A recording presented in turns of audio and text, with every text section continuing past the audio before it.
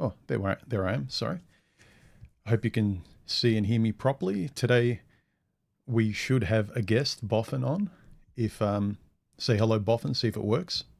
Hello, hello. All right, sounds good. Let everyone else on the stream let me know if you can see and hear us properly. Looks like all my levels are fine.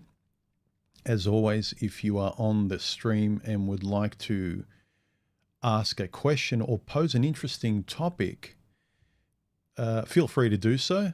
Be civil and respectful about it. Don't be a child. And if I can, I will answer it. If I can't, I won't.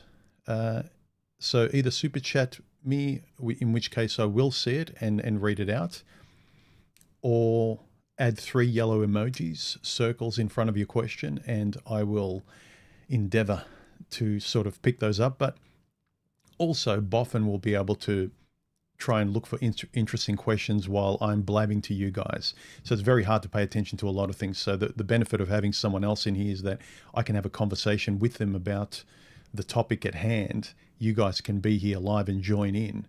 And while I'm talking and giving my answer, Boffin can also scan your questions and comments and pick out anything interesting. So thanks for joining the stream, Boffin.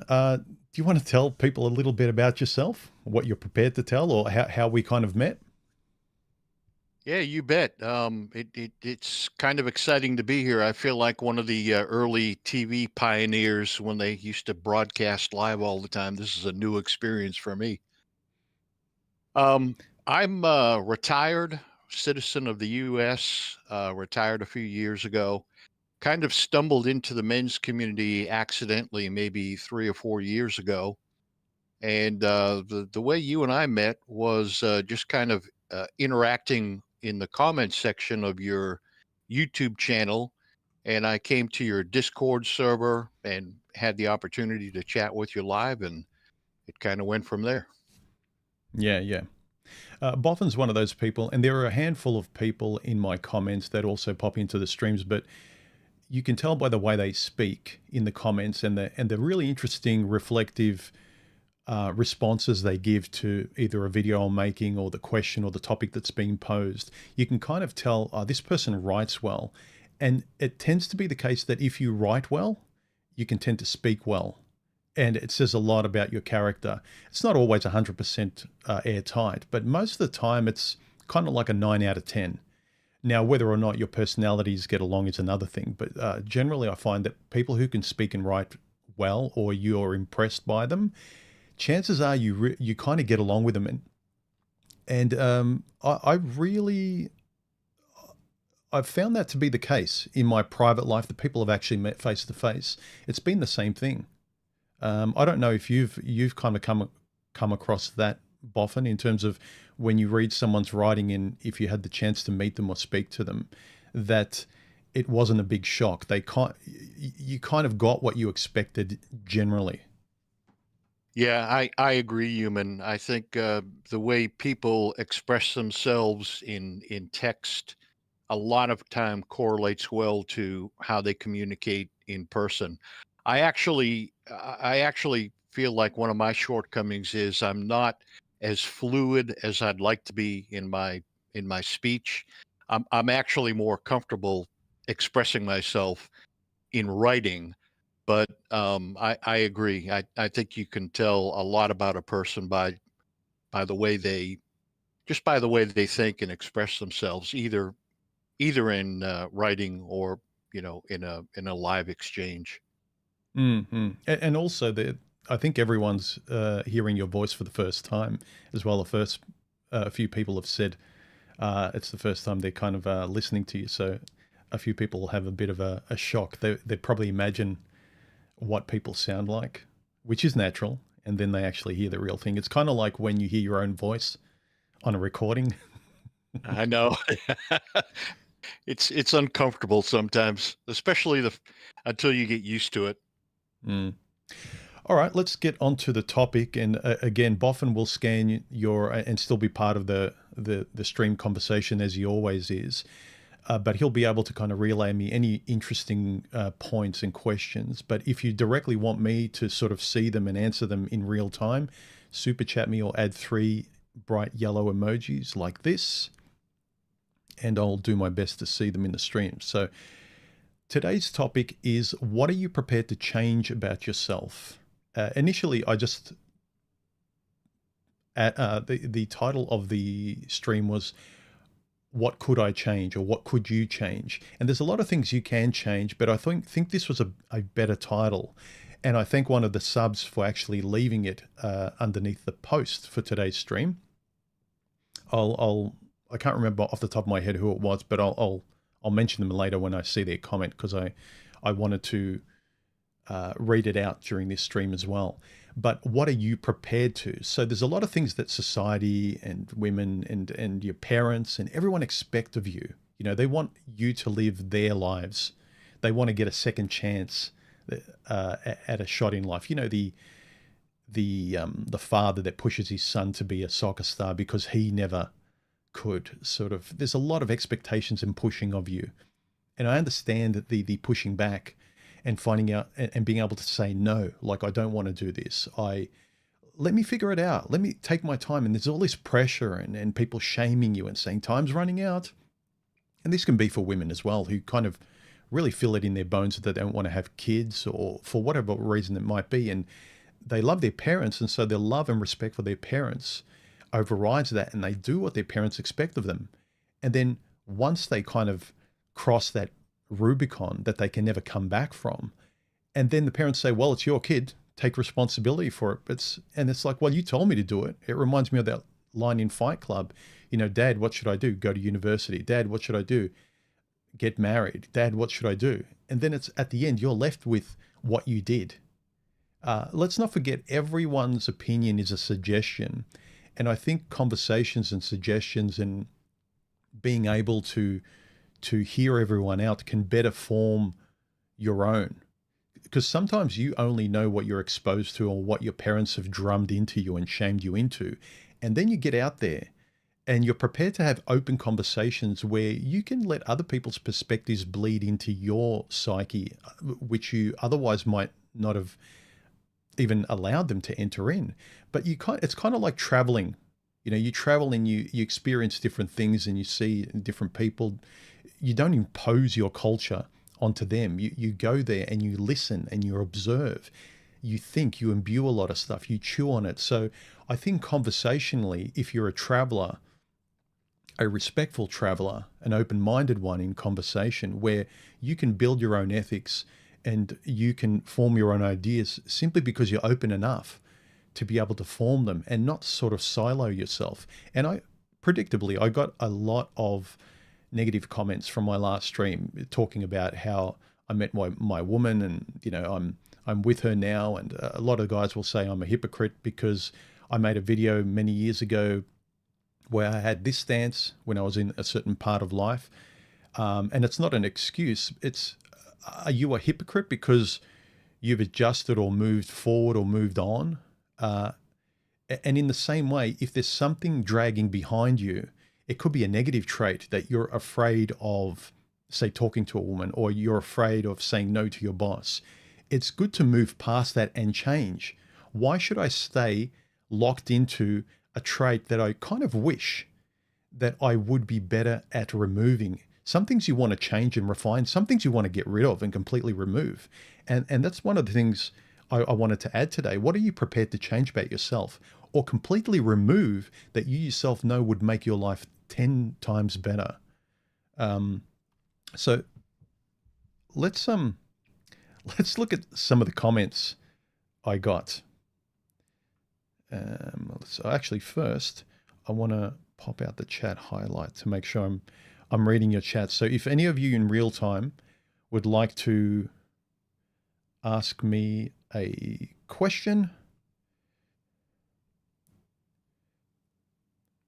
yeah, as Boffin said, if you want Human to read your question, add 3 yellow circles. So do that. Boffin will scan the stream to kind of, as he's chatting with you guys as I'm talking, he'll let me know of anything I don't see. But if you really want me to see it, add 3 yellow emojis before your question or comment, or super chat me and I'll definitely see it and read it. All right. So The comments I got. Quasimandias on my, and relating to my last video up here, my last stream, why did I let my woman move in? And I wanted to explain to you my personal chronology. That's the reason why I've left my old videos up there. I want you to see the evolution and change and whatever you might think of it. Me evolving out loud. You can shame me all you want. I don't care. I don't know you. You're not my personal friend. I appreciate all of you guys that want to have a conversation with me, even if you don't agree with me. There are some very respectful opposing comments and not respecting me and not agreeing with me. That's fine. But the kind of childish pushing back on me and trying to make it personal, it's like, I don't care, really. I don't care. Yeah. Well, what's that line from The Equalizer? The villain says, you're like a piece of lint.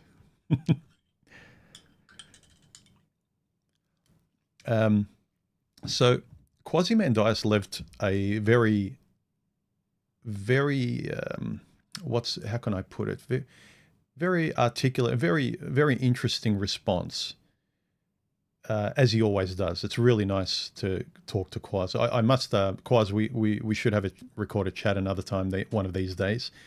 Let me know if you're going to port anywhere where you've got good Wi-Fi. And he said, one of the most sage bits of advice that I ever had heard is this: love isn't looking in each other's eyes, but rather the same direction. Meaning that even deeper than mere compatibility is the shared goal that is the real ingredient that begets duration. And that's very important. I would like to relay my own wisdom that was given to me by someone older when I was younger. He said, you need three things. You need physical attraction, which is easy, and everyone usually stops there and commits to that and that only. But he says, first is physical attraction, which is easy. Second is mental and character attraction, which is difficult. And the third, which is very, very hard and elusive, is wanting the same things out of life, which is values. And this is what Quasimandias is alluding to, looking in the same direction on the important things. So if she's an extrovert and you're an introvert, that's a hard sell.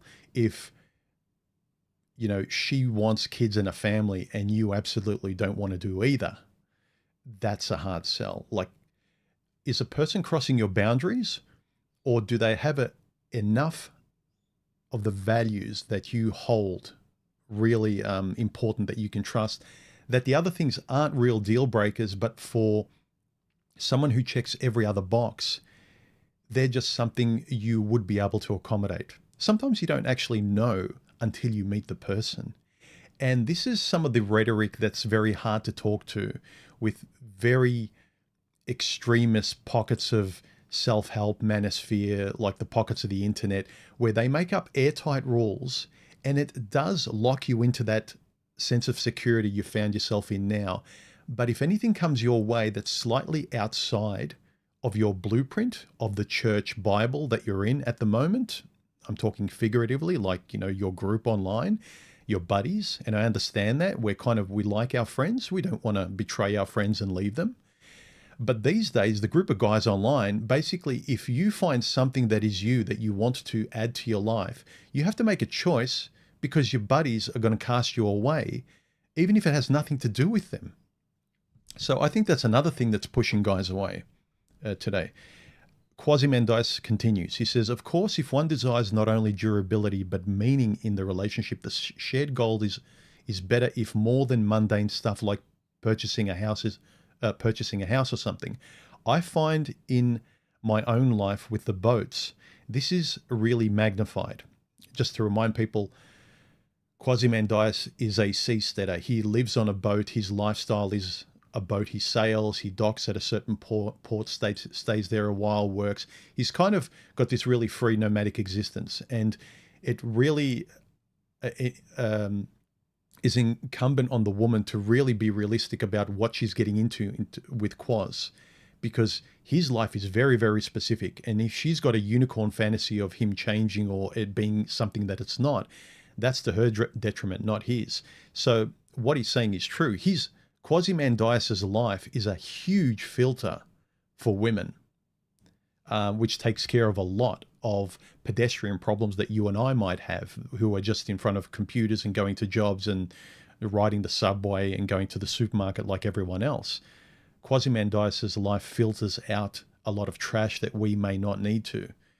And it's good for him, but he loves his lifestyle. Anyway, he continues, I find in my own life with boats, this is magnified. Any woman who would even entertain the idea of crossing an ocean with you is worth a chance. If she actually follows through, she's 1 in a million. But the main issue is the demonstration of the ability to be a co-participant in life rather than mere company, which ultimately doesn't mean much. Yeah. Is she a tourist in your life, or does she actually feel like your life is home? Can she participate? Is this comfortable for her? I've mentioned this in past videos where I talk about women and trying to find someone compatible. You need to find somewhere that's home. And I feel like everyone is on holiday, enjoying staying at a port or holidaying somewhere for a weekend or a few weeks. I enjoyed going to Nepal for a few weeks a few years ago. It was fantastic. Like it's kind of burnt into my head, and I'd love to travel to similar places. But if someone said, well, you have to live here, human, it's like, get out of here. Like this isn't me. And it's similar with this. You need to know where home is for you in terms of your life and your boundaries and everything. And it's fun to go on holiday. These guys that are Tindering and the women there are Tindering, I get it. I did it for a short amount of time, but it gets old really quickly. In the same way, I can't stay on holiday for more than a week or two. It gets itchy. I get uncomfortable. I realize the difference, and I think a lot of people in wanting to avoid the risk that comes with permanency, any kind of permanency, deciding what you want to chart your course for the next few years, even if it doesn't have anything to do with relationships. It's a hard thing, and you can spend a lot of time just kind of spinning your wheels. And I did, until something locks in, because you can't always say, well, I should know my quote unquote, that cringy term, purpose. You may not. Things drop in and meaning drops in when it needs to. But if you don't take it seriously, if you're always joking around with dating and your life and what you're doing, you are going to get the results of joking around. But if you date with intent, if you live with intent, if you talk with intent, if you're more eloquent and you have genuine conversations instead of trolling conversations, if you keep talking the way trolls talk in the comment section of the worst social media, that is the kind of life you're going to get. Just chaos. And you think you're safe because nothing can actually touch you. You can switch the screen off and, turn the computer off and cry in your bedroom. But, yeah. Quasi-Mandias, I'd read his comment again. It's underneath the last week's stream. This stream up here. Why did I let her move in? Here's a comment by Disco Cobra. He asks, do you personally believe in the more traditional male-female roles in relationships? Yes. I'm willing to make some compromise, but I do think men should be the main provider. I want the more trad style relationship if I can get it. More traditional style. I do believe in it in terms of a starting point where I really do believe that there needs to be different roles and compatibly supportive roles between the two of you. Now, it doesn't mean that you're going to be sort of so inflexible that, say you're a person that wants kids. I don't, but say you do want kids. See, I can have a conversation with you, even though I don't want your life. You have kids and she takes care of the kids and that's her responsibility predominantly, but you help her out when she can't. If she has to kind of get the washing and she has to juggle your kid and you got to worry whether she's going to drop it, like you help her out. And also if I'm building or fixing something, if I need her, if I should be able to say, hey babe, can you come here and hold this up for me? She's got every right. If I'm so stubborn, like a lot of these airtight traditionalists, or actually I'm probably giving a traditionalist a bad name, these airtight spurgs and sort of corners of the manosphere or female sphere or whatever it might be, these people that argue on kind of the Fresh and Fit podcasts and all that kind of stuff, where no, you have your role without exception, and you do it all on your own, and I have my role without it. It's kind of it is so black and white that it's bound to fail. It's bound to annoy the crap out of both of you, because you can't rely that the other person will help you if need be. At work, I've got my role, but I can ask the CEO or the boss if they're walking by and say, hey, can you give me a hand? But the way some of these guys talk is a woman should be able to, if you ask her, if you're putting up a shelf or you need her help, hey, babe, can you just pass me the wrench? She should be able to, under your rules, say, no, it's not my job. And you should not be able to get annoyed, because if you think that way and you think, well, I'm not cleaning a cup, or I'm not pushing the button on the washing machine, or I'm not putting the clothes out because she can't. It's different if she doesn't want to. I get that. She's being lazy. But if you can't even help her out because those are the rules, then you're a person that follows rules that doesn't know yourself, what's fair, what's reasonable, and most importantly, I don't think you know how to relate in real time. You know how to relate by your axioms, your stupid, in my opinion, your stupid, inflexible rules that don't accommodate life. Life resides in the gray area mainly. I don't know if you've got any thoughts about that, Boffin, while I have a look at some of the comments. Yeah, I do think I think that's a thing that a lot of people struggle with. Human life does reside in the gray area, and I think it's actually one of those acquired skills to to be able to focus on the things that really matter in your life. I think because we all live very different lives. We're all unique individuals. You can't accept all of the dogma that gets tossed out into the world, whatever form it takes. It's really up to you to pursue the things that are important to you, that relate to you, that are going to improve your, uh, your personal situation. And also, and let me know your experience too, Boffin, as you kind of get older, and on one hand, you know that you need to get your show on the road, and you're tired of being scared, you're tired of being insecure, you're tired of dating on autopilot, you're tired of letting yourself down, and so you start to do things with more intent.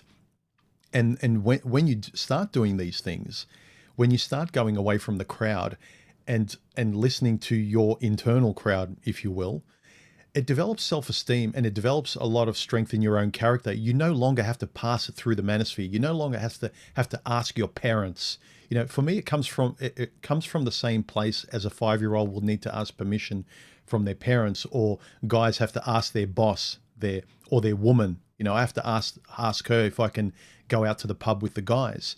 This kind of being able to trust and lean into what is true, what makes sense to you, and what works for you, at the expense of losing friends that probably you've outgrown, or that wouldn't probably be there for you or understand you, or they wouldn't be able to talk with you in your time of crisis.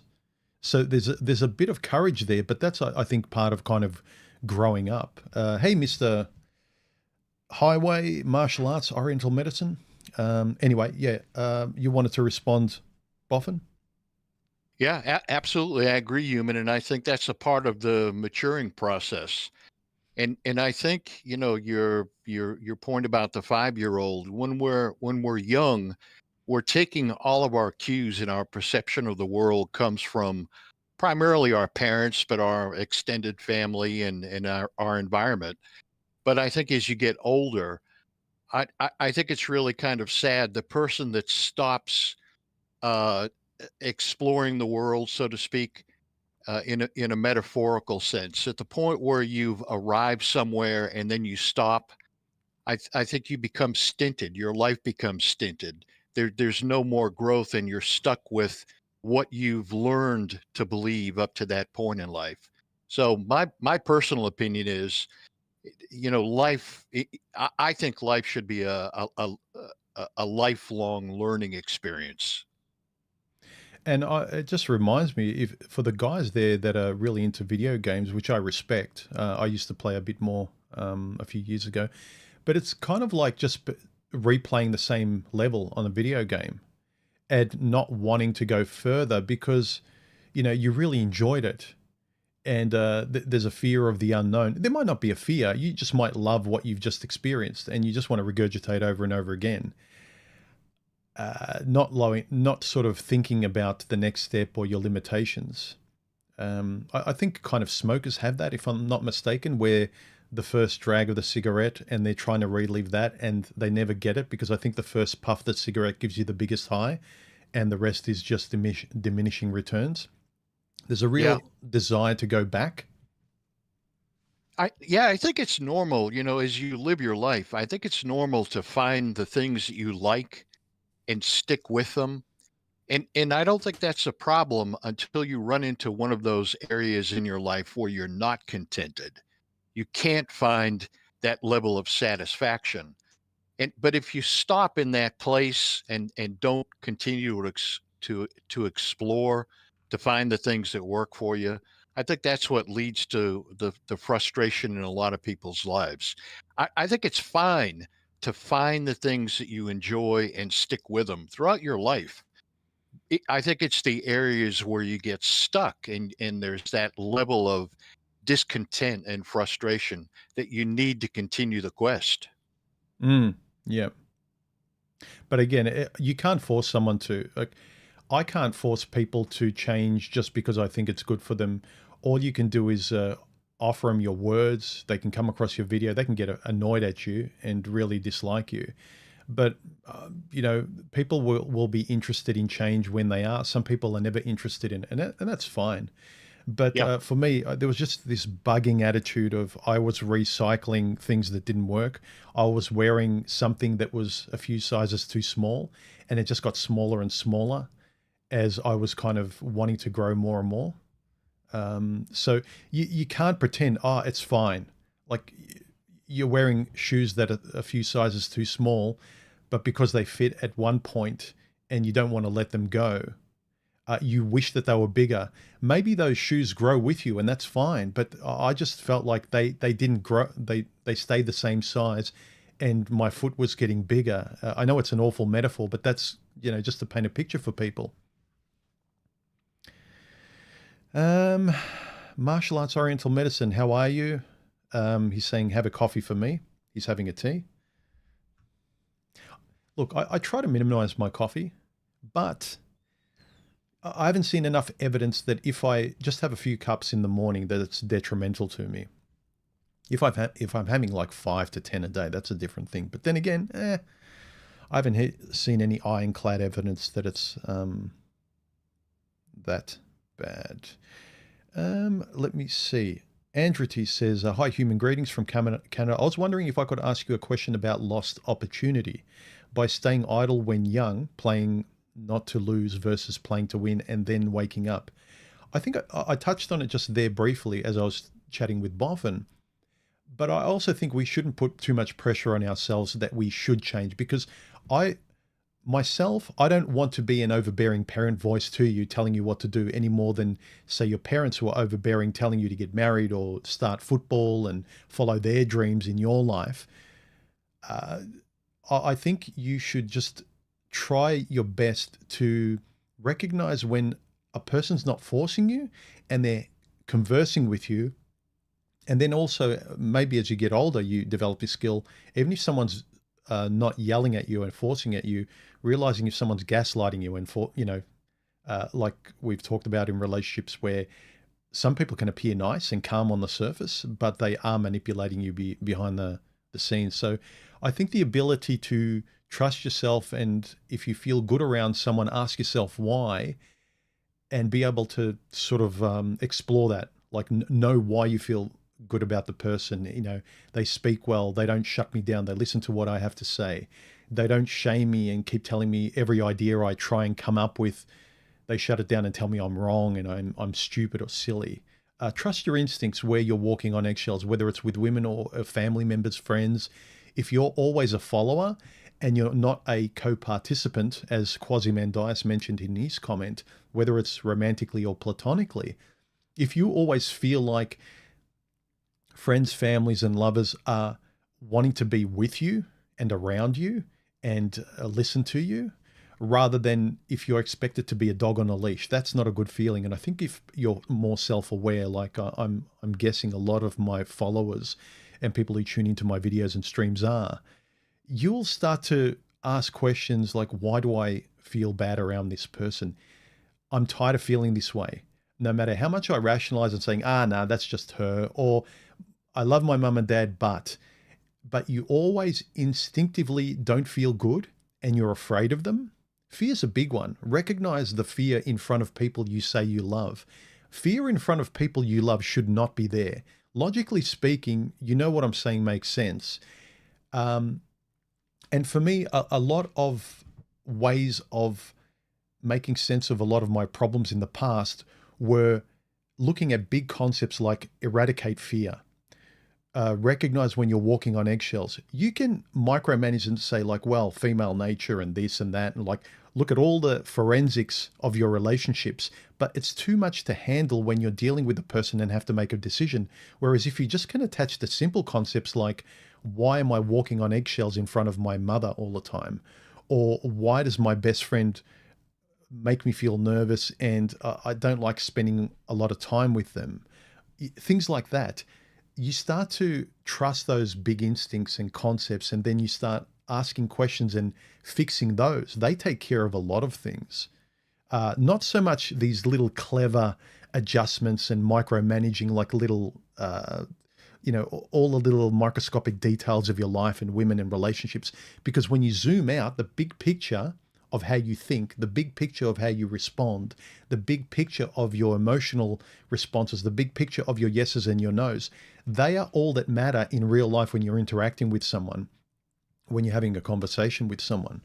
Have you found anything in relation to that, Boffin, in terms of big picture solutions in terms of your values and how you respond and your yeses and your nos? Was that a breakthrough for you, or did you sort of come to those boundaries and breakthroughs differently than I described?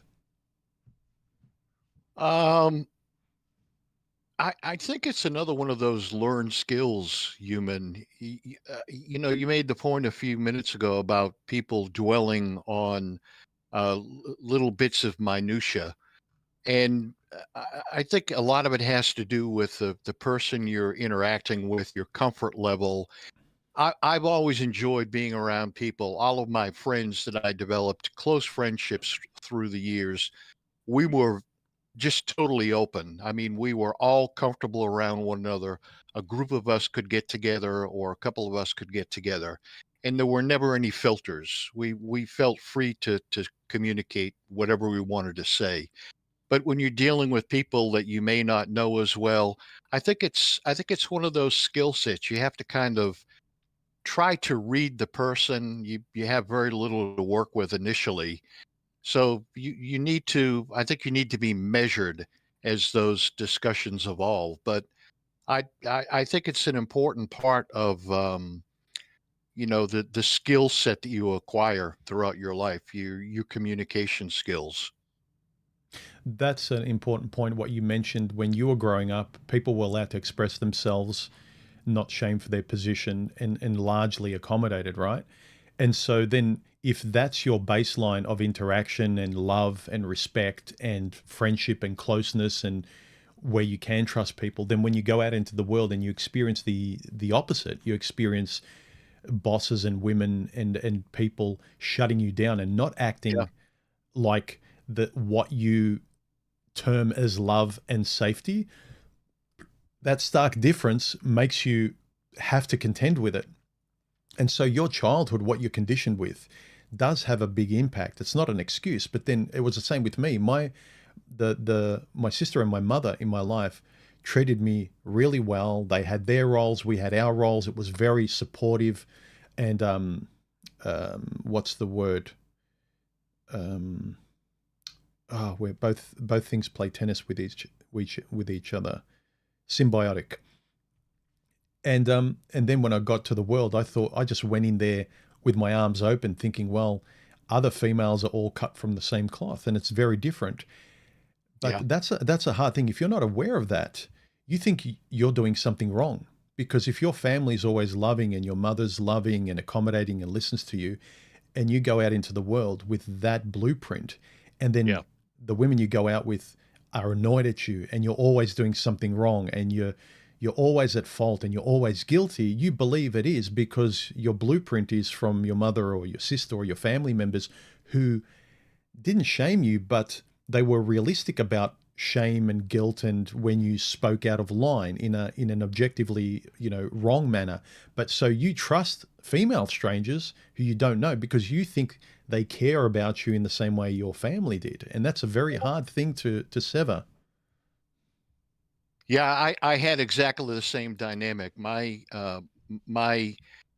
the family that I grew up in, it was an environment where you were free to express yourself within the limitations of what was allowed speech, but you never felt like you were being unjustly or arbitrarily censored. Mm, And I think that it's kind of interesting because that you and I are kind of from the same generation. We're close, and we grew up in a world where we really didn't have to be super cautious about what we said, how we phrased it, the topics we touched on. Again, there were things that depending on the situation, you weren't supposed to talk about, but I I I I can imagine how difficult it is for a lot of young men in today's world trying to understand those boundaries. You really have to be on your toes now. yeah. I just think of one of my close high school friends. He had a very sort of religious upbringing, but that's kind of beside the point. The reason I mention it is because they were a very kind mother and father, and he's a very kind person. And he met someone who was also very kind. Now, there's a bit of luck in that, who you come across in your life, right? And that was his first girlfriend right at the end of high school. And that's the person he eventually ended up marrying a couple of years later, when he was about, early 20s, I think. And so he never needed to learn any difference. Like he went straight from what he expected with his family, his mother and his sisters, to a similar template in his Right. wife. And she's Right. wonderful. I didn't. You probably didn't, I'm guessing. And he never needed to develop any kind of boundaries in that respect because you don't need to. But I noticed with him, the difference between him and I is I may have needed to sort of fail and learn to develop those boundaries with women because I didn't transition to finding someone I expected straight after I left home. He did. I only found someone I expected at the age of 50 with the relationship I have now. So, but what I noticed with my friend is he doesn't have the boundaries that I have in terms of the external world with bosses. He's always talking about, and he's so down on himself about work and how his boss treats him and he's working overtime and they never listen to him and they're cutting staff and they're threatening him and he's worried about his family. He won't be able to provide. So he's really struggling with that. Whereas with me, I've left jobs where people treated me like crap, like when they kept being unreasonable, I had less of a problem saying, I'm out of here. I'm gone. Like, and it didn't stress me out as much. So it's very interesting that sort of the skills you need to develop in yourself and the ability to change the foundations that were conditioned in you. So I had to change a lot and fortify myself with women to sort of be around them easier. He never had to. He can laugh at feminism. We have fun conversations. We laugh about it. But for me, it's meaningful. To him, it's entertainment. Yeah, it is an interesting dynamic. And your point about he grew up in a religious household. if I think if there's a big enough community, regardless of what the specialty is, whether it's religious or, ethnic groups, certain cultural things, if your group is big enough, you can find someone that has a similar background, and I think it's easier for people like that who have the luxury of connecting with people that came from a similar environment. But also, the point you made about how it affected other areas of his life. I think one of the valuable things of having to deal with the world at large as it is at any point in time is that you also develop a wide range of skill sets. I think if your life is too comfortable, you get complacent. Your world becomes small, and you don't know how to interact with the broader world. And I think that's really one of the things, a part of the discussion that's really lacking in the men's community right now. We have to deal with the world as we find it. We, Mm, even though we have these idealized um, uh, wants in life, the reality is you have to deal with what's out there. You have to learn to deal with it. mm. L- I think Ted made an interesting point about attachment styles, like recognizing what kind of attachment style you're in. And I know it's kind of a more modern term, but I think there is a lot of water in being aware of how you get attached to people, where your Achilles heel is, where you wish you were better in the way you attach to people, or the standards by which you allow yourself to attach to someone. Because to one degree or another, all your relationships are codependent in a certain way, even your friendships. But you have limits and lines you won't cross, and you'll have ways of saying, hang on, I don't feel good here. I feel like this person's making fun of me or taking advantage of me. So recognizing how you attach to friends and potential lovers and even work environments is an important thing too. Um, Ted1775 also said, I am 48 years old now. I have slowly, painfully learned that trust is a huge, important issue for women. Yeah, if you want one phrase that will encompass what women want, is they want to feel safe. You've got shallow women that just they will only feel safe by pushing a cartoonish image of a lot of money in front, and that's the only thing, because they're hyper insecure and very shallow. But just to remember, women just want to feel safe. They won't trust you unless they feel safe.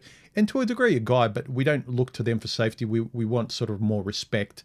We want them to be consistent. We want them to be on our side, things like that. It's a bit more, the language and the meaning of it is a bit different to guys. But I would say with women, there's a lot of things, but one all-encompassing thing is if she feels safe, everything you would like from a woman or a relationship is easier. Now, it doesn't mean you need to bend over backwards and change who you are to make any bimbo safe. If you're compatible, your compatibility will already make her feel safe to a larger degree, especially if you're not materialistic and you believe in important values. Then they will already, when she sees them in you and how you speak and what you find important, that will already cement in her foundations of you, and she will already feel safe. But some women, they just want money and lifestyle. And to them, it's no matter what goes wrong, I've always got money, bling bling, food, shelter, and all that kind of stuff. They don't really care about being able to talk with you. Just to interject, human, real quick, your observation about trust in women. I think the male equivalent is loyalty. Yeah. Men are Yep. men are looking for loyalty from women, and women. I think it's expressed generally as trust from men. Again, both. I think with loyalty, again, it's consistency over time. You Yeah. only know Yep. if someone's loyal if they don't contradict themselves, and then in the same issue or the same moment that would make you impressed with their loyalty or their honorability or whatever, again, that same thing pops up, and they're consistently loyal in that regard. They're the same person. They don't change. Right. Guys often talk about when they go on a date and she's all smiles, but then she yells at the waiter. And it's those two things don't match. There's an inconsistency in the personality. So I think a consistency in someone's personality, that they keep their promises and they never waver, gets you to see their values as a person, their foundations, and then over time you can trust them, and then there's an honor. Because I think with guys, we don't honor something that's not consistent and doesn't align with our values.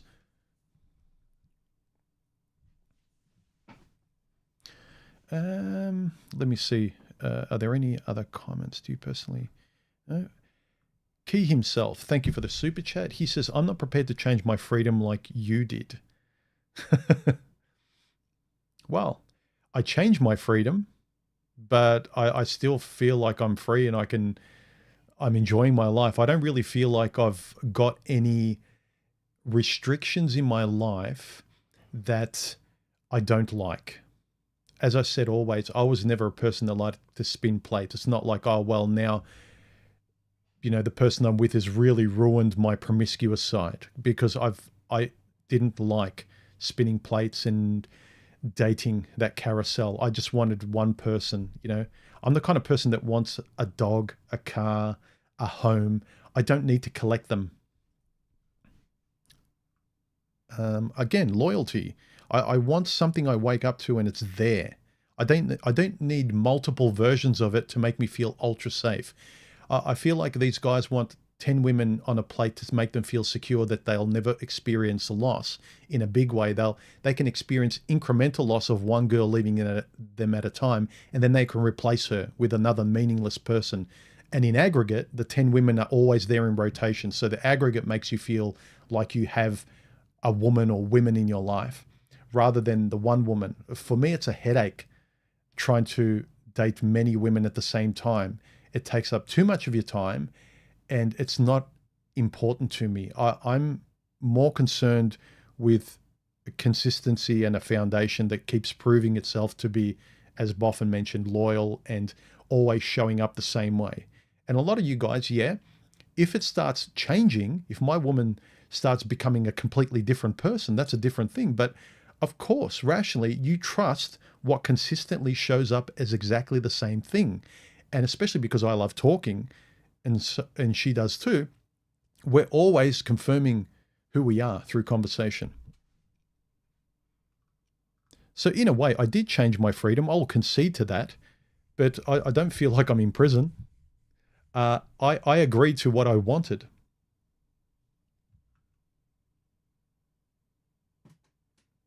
Martial arts, oriental medicine says some of these guys are hypocrites and have double standards too in respect to their information and all the positive stuff, but some are very binary. It's annoying.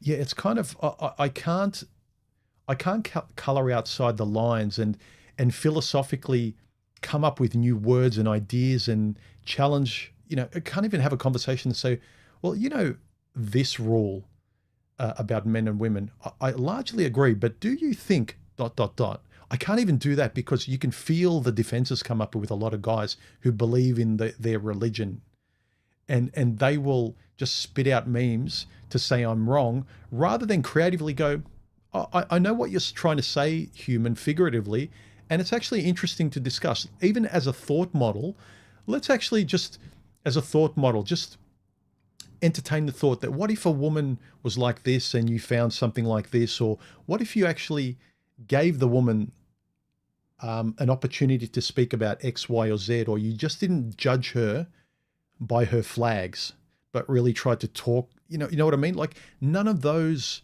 more interesting conversations, I feel like they're less and less allowed. And I'll talk to anyone.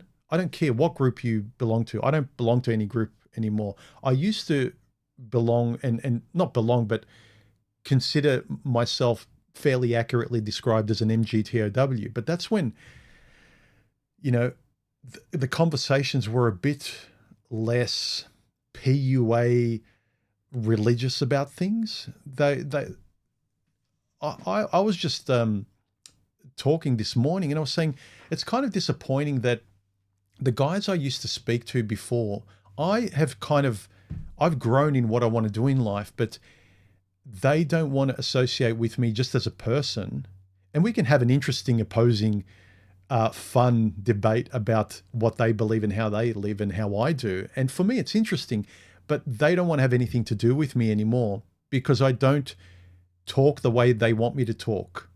You know, it reminds me of what Paul Proteus said. Women don't want to hear what you have to say. They want to hear what they have to say through your mouth. And I feel the same way with these guys. I'm still, I think, a fairly balanced and open-minded person, unless you insult me directly by name or anyone I care about. But you can insult my ideas all you want, you know, about living with someone, dating, my concepts of my ethics in life. Like, to me, they're interesting. I can't wait to get into a discussion where we differ. Like, I love having a discussion with like Boffin and Karu and Quaz. They're very different. Their lifestyles are different, but the quality of the discussion, the color and the vibrancy of the discussion, the words and ideas that these guys talk about that I never would have come up with, that just kind of enrich my own thinking and make me think about things from a different point of view and revisit my assumptions. And a lot of times they just fortify what I already knew, but sometimes, you know, it's just, I don't get it. Again, I don't have to. Everyone can do with their lives what they want, and they can kind of be as axiomatic and sort of black and white in their thinking as they want, and good for them. And I understand how that kind of thinking and that talking gives you security. It's a consistent template, and you love the loyalty of those kind of conversations, but maybe I'm just too creative. And to you guys, I come off as a hypocrite because I'm very much creative, and I think that life is an aesthetic experience. It's not a mathematical STEM-based experience. There's a lot of information in those areas that really do kind of add to your information and help you. But I can't live my life with a ruler like some of you guys do. Respect, man. It's like whether you're religious or you belong in a group or wherever you are. If you can be respectful and talk with me, I don't care. Like I'm happy to call you a friend. But if you're not a person, if you're not a friend called John, but you're a representative of a pocket of the manosphere, then like I don't have much to talk to you unless I talk like you. I have to quack like a duck. So I can't. I can't keep modifying my language for you and who I am any more than I can modify my language for a woman and live her life just because she wants me to. You know, some of the older followers, you know, I'm sorry to see them go and that they don't want to talk to me and they don't like me anymore, but you know, I can't pretend to be someone I'm not either.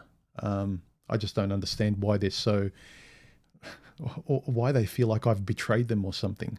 I'm not living their life. Anyway, hey, Mr. Highway, how you going? Anything you wanted to add, Boffin? Yeah, I just wanted to say I agree with martial arts comment you've got up on the screen there.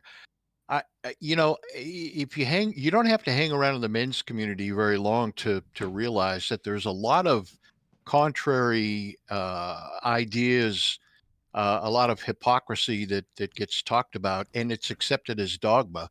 And the obvious one, when you threw his comment up on the screen, the obvious one to me is a lot of guys in the men's community complain about the high body count that modern women have.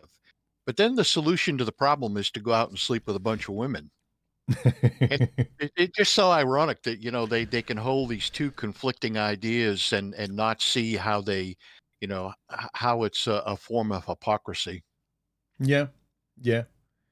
The reason I think a lot of guys who are more mature, a lot of guys reference Marcus Aurelius and the Stoics, but they fail to sort of see in a large sense that the Stoics were consistent. Philosophy is consistent. That's why guys tend to go to it. It makes sense because it's consistent. It's not biased. It's ways to live life and how to think and how to tackle life that regardless of the situation, you can still adopt that principle. But these guys, they want a virgin that's great in bed. They want, they want things that just don't exist together. That's the unicorn. Like women dating today is very, very, very difficult because the majority of Western women, especially, are a variation to sort of a small or a large degree of, you're entitled, lowercase feminist, and things like that, right? But then again, they're very, very common now. They're not an outlier like they used to when we were young. They were kind of, I think, the feminists when we were growing up. I don't know if you agree with this, Boffin. They were kind of like the kind of I don't know if I can use the word, but that the side of the colorful community out there that love wearing dresses and putting on makeup even though they weren't born that way, and just like a lot of very kind of experimental lifestyles, and good for them, do what you want. Feminists were kind of in that camp. They were a very kind of small outlier in the community. Now they've bled through the philosophy of women to a small or large extent in the middle of the bell curve. They exist in the majority of women out there who are earning money. They have to contend with rights and being respected in the workplace, on the trains, getting to work, being on their own, and being vigilant and moving their heads around like a bird, making sure they're safe because they're on their own, even if they don't have their husband with them. So there's a lot of isolation and them feeling unsafe in this world and work. So a lot of feminist rhetoric makes them feel secure and makes them feel protected because they're not at home anymore. Yeah. So it's the way our culture evolves. What is initially viewed as being odd and kind of against the mainstream, if it can garner enough traction, it becomes a part of the culture. Salem made a comment, says, "Hello, human. If you believe that certain relationships are meant for specific phases in a person's life, would it be logical to start a new one knowing it will eventually come to an end?" Everything ends. My relationship will end when I pass away or she does.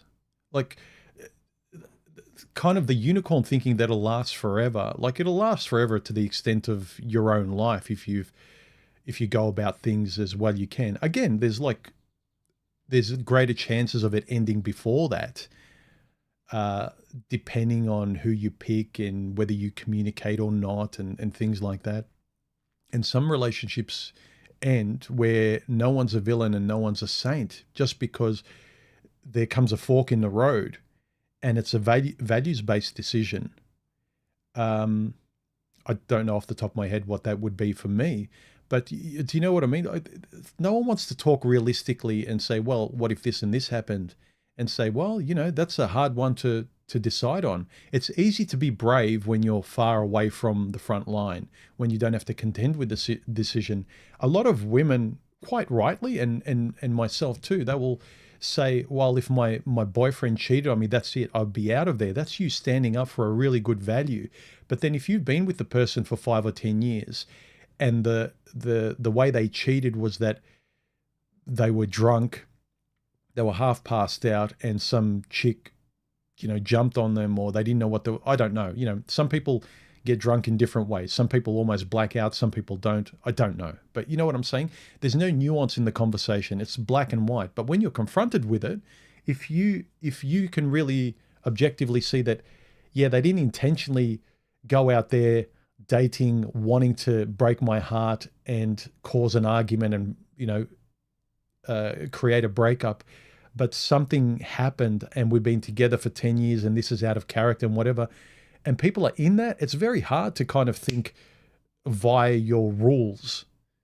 And these are the kind of conversations, and I'm not saying that a guy or a girl should take someone back if they cheat, but real life conversations is what's lacking. There's all these very religious bullet point conversations that when you're confronted with them in life, you find it very hard to pull the trigger, because you are going to change the course of your life permanently based on a rule that you believed in the past without sifting it through in the moment and seeing what you value now. It's not always black and white.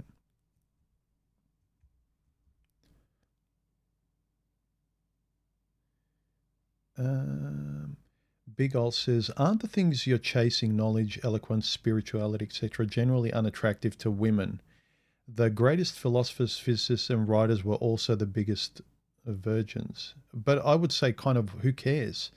I've always chased what I found is important. And if I found someone who would fit into that and respect it, even if they're not into it 100% or the way I am, whenever I hear comments, and I'm not saying it about you, Big Ol, whenever I hear, well, if you do this, then women will think this. And I always think, who cares? Good. Yeah, thanks for showing me that, like, this won't work. I shouldn't even try. Because, like, I really like this and you really hate it. Great. It's obvious. Rather than, I wonder what will happen over time. I'll need to find out over time. That's a very clear one. If they really hate one of your values that you really love, then good. Whenever I hear those arguments, but women this, and if you do this, then women say bad. It's like, who gives a crap? Seriously, it's not that I have no sympathy. I have no sympathy for people that will never be part of my life, and I know they're not compatible with me. People are trying to love the world of women. I learned you just got to try and accommodate and be with the people that are like-minded and to some degree on your same template. Boffin, Ted said, Boffin has a harem of women. He's never nervous. Well, I wish Ted was right, human. That's all I'm going to say about that. Jordan said, could the black pill community be seen as simply using it as an excuse to neglect self-improvement and be bitter? Look, again, if I don't think all of them are using it as an excuse. And again, it's kind of trying to be all-knowing as though I know they're using it as an excuse. Some people are actually fine with it. If you've had a horrific marriage and she took your kids and it really hurt you and you have absolutely no interest, you don't have a fear of getting into a relationship.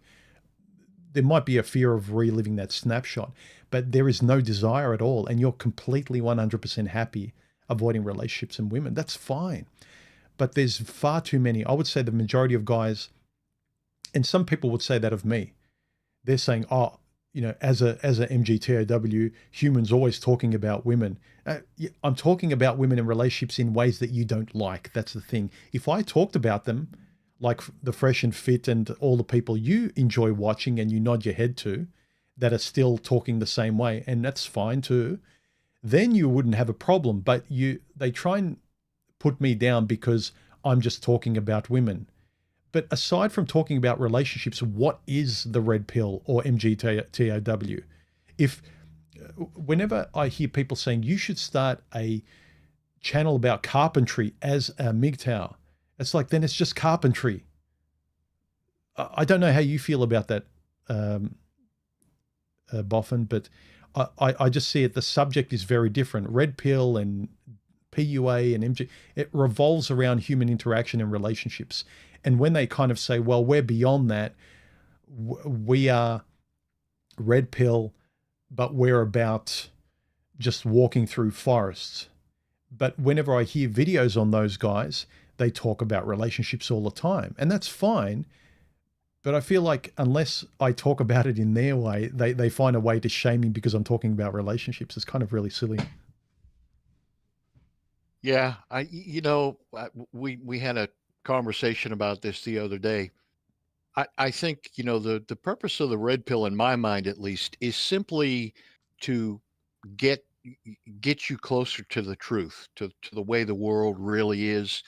And the idea is you start off blue pill, you've got this incorrect understanding of relationship dynamics about women, whatever you want to branch off into. And the idea is the red pill philosophy is supposed to open your eyes and connect you with how things really are. And it's kind of interesting because a lot of guys who find their way into the community with the idea that they're going to gain this insight and wisdom and knowledge end up going out to, to another extreme that's not any more closely connected to reality. The whole black pill segment of the men's community, where they're just convinced that the world is against them. There's no solution to the problem. To me, the whole red pill journey is just what is really happening, and how do I proceed through that? But don't you think it's still attached to relating to people and the world of people and romantic, platonic, family? It's not really about your hobbies. It's not really about where you're going to live. To a small degree, but then it's about being a passport bro and like moving overseas, and relationships are better, as well as maybe the food and whatever. But it's always, all roads seem to lead still to the topic of relationships in a small or big way. It's Yeah. never absent. Yeah. Well, I think that's why most guys find their way into the community. Mm. I, And I I would think it's say when you've if you've imbued the information, and then you're good, sort of relationship slash red pill manosphere way, when you've learned, when you've fixed yourself in relation to that, when you've been to that gym, then you tend to leave the gym and go your own way. But if you haven't, then you still need to be training, and you're not sure of this information. It's not automatic, or whatever, or there's something else. I always knew it was something else. And some people have said, and you can read underneath the post of this video, and in the posts in the community section, they're saying, human, can you just admit that you're a lonely and you're being a hypocrite? I said that I gave up. I deleted my accounts. My relationship with my missus was purely accidental. I stopped looking, and it was a couple of years later that we, in a friendly, platonic sense, started talking, and it grew into that. It wasn't planned. I think a lot of this planning that guys are trying to perfect, and it's great. Planning's great. Creating the map is great. Knowing where you stand on certain things is great. But then when something comes across your path, you have an opportunity that is unplanned, you can continue to sort of say, well, it's not part of the plan, and let go of it. And then later on, say when you're 70, you go, okay, now the plan is I would have that opportunity again, like, because it's part of my plan that I've kind of written down before it happens. But then you had that opportunity a few years ago, and according to your plan, then you didn't want it. So preempting surprises, I think, is, you can't do it. All you can do is think better, and that's all I'm trying to encourage. I'm not. You can say I'm contradicting myself, but I am just trying to think better. And if you can make me rethink my current position, and have a fair conversation and go, you know what, you're right, Boffin. I was, and I think I do that a fair bit. And you can tell me if I'm wrong, Boffin, where I'll have a position, and you and Karu and whoever else I talk to, you'll come up with another point of view. And I'm more than willing to say, you know what, you're right. Or I haven't thought of that before. And you can call that me being too flexible or contradicting what I just said. But if there's a better point, or something that I can't negate as being also viable or true, why would I hold to my religion of my point of view so strongly? Like, I would say that I'm a bit insecure if I have to hold on too tight, that I can't entertain the thought of someone else saying something that might be true, that I might be able to think, well, maybe I can adjust my life a bit and I can still get what I want. Yeah, same for me. And that's been the real value of the conversations in the men's community for me. And to the theme of your video, what are you prepared to change? I think the answer to that question is you should be prepared to change all but your most dearly held core values. if you're having conversations, and again, I think that's a sign of a person who's actually trying to grow in life. If you're truly attempting to improve your lot in life, whatever it is, whatever you're dealing with, I think you really have to keep an open mind and stay engaged in these conversations and continuously examine what you think you know, because there's a lot of stuff talked about in the men's community that a lot of men accept as just gospel truth, that in reality it's not, it's not gospel truth. There's a lot of nuance, there's a lot of variability to the to the individuals, to the topics. Mm. So, as an individual, I think you have to keep an open. You always have to be willing to examine what you believe to make sure that it really is correct and true, and it's working in your life at any point in time. Yeah, there's that saying, do you want to be right or do you want to be happy? And a lot of these guys, like, right is very synonymous with safety and consistency and the Yeah. loyalty we talked about. Like, it's a blueprint. Every day it's loyal, you can count on it. And that's a very big thing for guys. It's a very big thing we want from women that it's almost impossible to find these days, especially in the West. So but to me, it's also ludicrous if we're talking basic like logic. If you're, say you really got heartbroken and you found yourself into communities or whatever group, right? And they gave you answers to pick you up off the ground and give you ideas that really helped you, right? Great. That's kind of mentorship. You're in the right place, right time. You get the right voice. You read the right book, whatever it might be. You see the right video, whatever. And like it's like finding religion. It's a life-changing, it's a light bulb moment. And then you hold on to that because you value it. You Yeah. respect the person or the video or the mentorship. It's like, great, your mentor, like you respect your mentor, right? But then say after a few years, you start not respecting your mentor or they're on a different path to you. Because of that, do you take the snapshot of that moment where your mentor helped you? And I'm not saying disparage them, but do you have to be their shadow all the time? Or can you recognize you're another person and that you can also become your own mentor and make your own decisions and get information from other parts of life and not just be a pet on a leash of this person that saved you? And so that's part of it. And if your mentor disparages you because you're not their shadow, that should tell a self-respecting person that, this person isn't really what I hold and know to value now. This person isn't a real friend. They help me and I can thank them a million times over for that part of my life. But if you're somewhere else, that you have to have these real-time conversations with people and not just pluck out memes, right? And this is part of the reason we've talked about this. It's hard to have conversations with people. They're living in the past. They pluck out memes and axioms that saved them before. They're part of their own little doctrine, and they're worried about the future. And so their ideologies that's set in stone, their religion that they're chained themselves to, their groups that they chain themselves to, and they might be great guys and great people in those groups.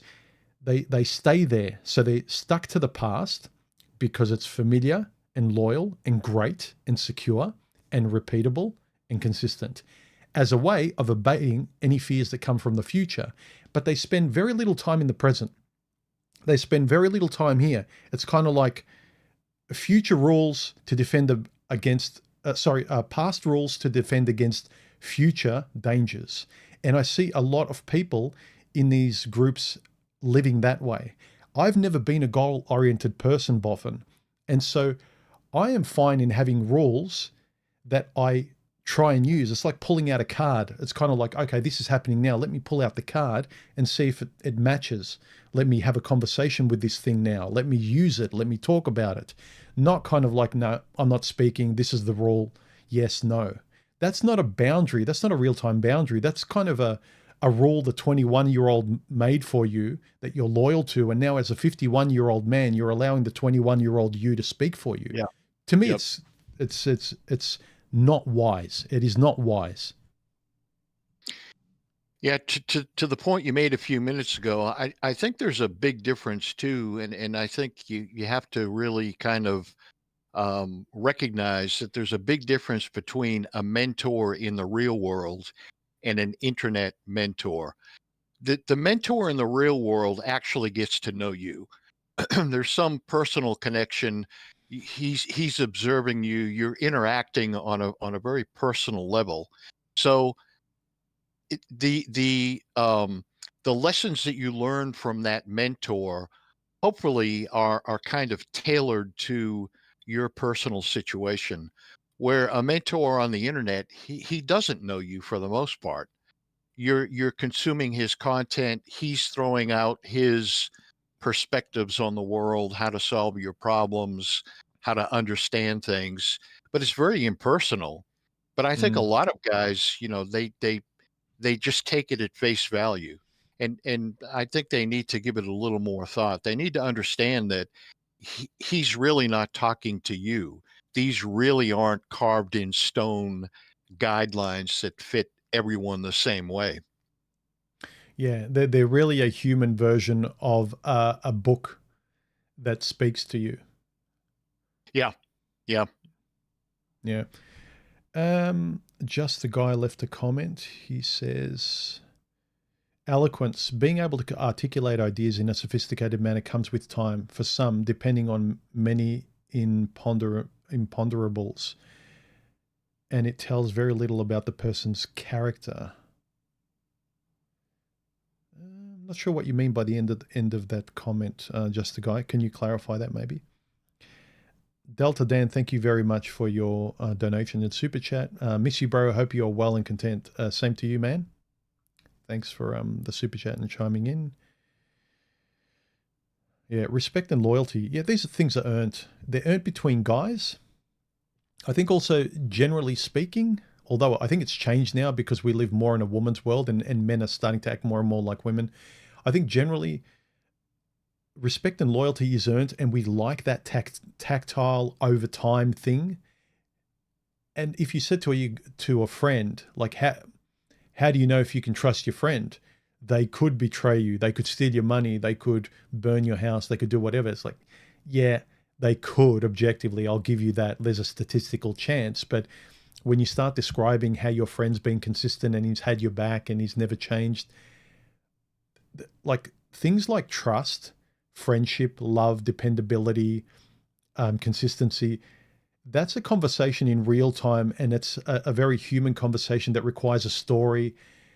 It's very different language from the STEM-based scientific mathematical language that a lot of guys are locked into as proof of how to live. That's a very impersonal uh, yardstick by which to live. It's great information, but it's not a great philosophy.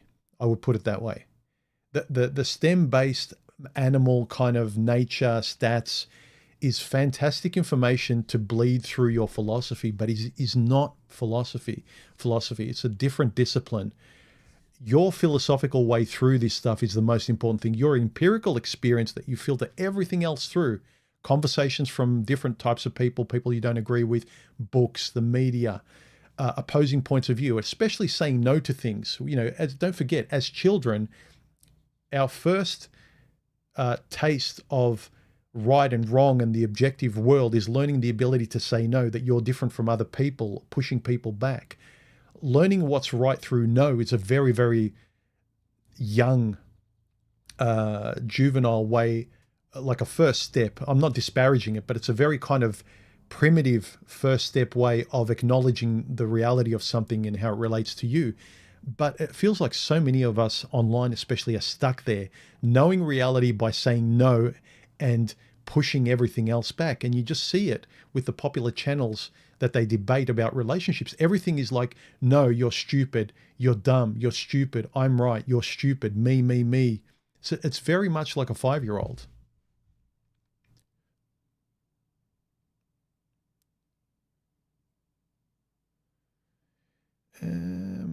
Let me check the comments. Ted says, women will not trust a man who does not trust himself first. The first trust is the self-confidence that comes from within. And I think this is something, there's not much conversation on this. I'm just thinking about this now, is that, you know, that we laugh when women say, oh, we want a guy to be confident. It's not so much what you want to give her, but I think a lot of people, they don't want to feel fearful, and they want to feel secure in their own lives. So I'm trying to encourage guys, like I was always encouraging myself, to get rid of fear, to speak more eloquently, to speak clearly, to know what I think about these important kind of speed bumps that I keep tripping over relationally in front of women and the world and bosses and parents and what they expect of me and all of this stuff, and really stand up for what I believe and who I am. And the self-confidence in myself, yeah, there's a residual effect where you go out confidently on a date and you're looking forward to it and you don't have any fear and it's interesting, but they perceive self-confidence not because I designed it for them. I don't care. But they see something in you that's admirable. I wrote something down here because a lot of guys will push back and say, well, you don't do it for women. I agree. But if you improve your life, going back to the topic of this video here, right? What are you prepared to change and improve? Or also importantly, what are you prepared to completely get rid of, sever from your life? I think one of the most important things is to really sever your umbilical cord from your mother as an adult man. That's a very big thing for guys who have really been cared for and loved by their mother a lot.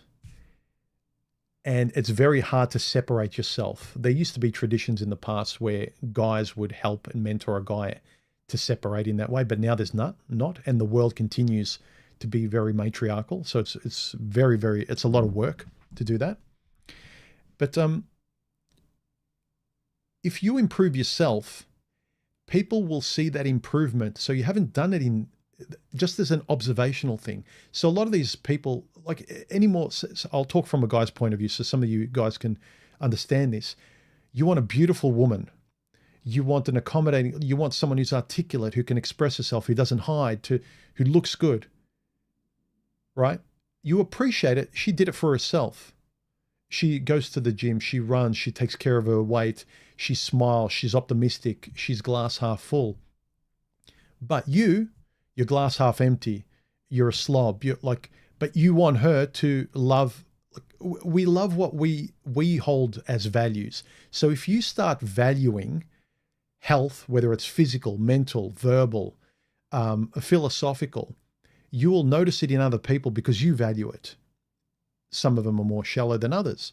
So the ways in which you could improve and that you're prepared to improve because it would make a lot of your problems go away, other people will notice that, and your confidence in your own life will increase. Other people will like being around you. But again, you're not doing it for them. I hate this excuse of, well, you're doing it for women.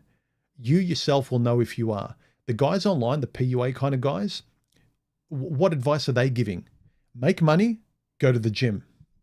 Oh, conveniently, they're the most attractive thing for hollow bimbos. Oh, well, we won't talk about that. Are the goals of what you want to do they have these dangerous things as the prize? The only thing they tell you to do, the manosphere now has become largely defensive and nihilistic. There are exceptions. But all they do is teach you to be defensive. They don't actually teach you to be offensive for yourself, to be a person that you are proud of, that your friend would be proud of, and not that you need their approval, but that if you were looking at yourself, if you could go forward in time in 10 years, would you be looking at yourself saying, yeah, keep going. You're on the right path. I can't wait for you to get here. And I want to ask you, Boffin, what do you think the manosphere teaches guys apart from what not to do? Um, I think kind of continuing with the thought of the pickup artist community, and I know very very little about the pickup artist community. I've never listened to any of their content, but I think one of the other odd things is the idea that you need to develop this enticing persona to attract women rather than work on who you are and what you want. And I think it's another one of those odd it's one of those odd pieces of advice in a big chunk of the men's community anyway. It also begs the question, are you looking, is your objective to bed women, or is your objective to get into a healthy relationship? And if if you're trying to bed women on the weekend, well, then, I can understand why guys are interested in this line of discussion and will entertain some of the things that they talk about. But uh, in reality, human, most of the guys that I've talked to in the men's community on several Discord servers, I think what most guys are looking for is more along the lines of a stable, healthy relationship. And whether they've been in one or they're trying to get in one, I think most of the guys who are struggling with all of these things fall into that category more than the pickup artist objectives. Yeah. I also think if you recognize in your character, if you're more a goal oriented person, which I'm not as much, I realize I'm kind of odd that way. I've naturally never been goal oriented. I love the process of things and I just want to continue that process. And which is why I love conversations and the relationships I've had. I've always struggled with their lack of consistency. It's like we're doing the same things. I'm the same person, but you're frustrated because it's not turning. You're not waking up and we're different. There always has to be like an artificial change implemented. Whereas I always felt that life changes enough on its own without you, kicking the chair from underneath you and playing musical chairs intentionally like that and starting from zero and seeing if you still love each other by changing your world so much. It's kind of stupid. You're almost trying to prove there's consistency by sabotaging it in the greatest degree. But I've never been goal oriented, and so I was always much more attuned to the real time thing that's happening and keeping it there going forward. And I'm not being I'm not trying to use the overly kind of spiritual excuse of being in the present moment, man. But I've always naturally been there. I mistrust the future because it's not here. So whenever people said, well, don't, what if you want kids later? And I'm like, I don't know. But given how much I know myself and how consistently I've been, like, I doubt it. All I can do is make the best decision from where I am now and be honest about where I am now and the conversations I have where I am now. But this planning, I get it.